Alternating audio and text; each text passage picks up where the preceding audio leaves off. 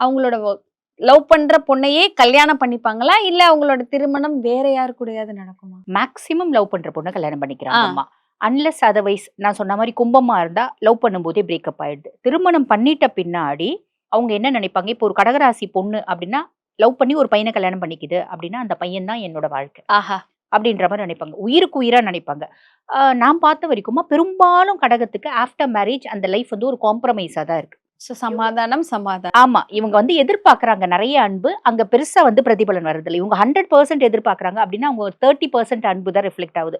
சரி, ஓகே. நீ தான் அன்பு செலுத்த முடியல. நீ தான் என் மேல அன்பு செலுத்த மாட்டேன்ற. பரவாயில்ல. உன் குடும்பம், என் குடும்பம் அப்டின்னு நெனச்சு வாழ்வாங்க. ஓகேங்களா? அதுக்கு அடுத்து குழந்தை பொறக்குது அப்டிங்கும்போது, குழந்தை தான் உங்களுக்கு உயிர். அப்டி. ஒண்ணு ஹஸ்பண்டோட அம்மா என்னோட அம்மா, ஹஸ்பண்டோட அப்பா என்னோட அப்பா.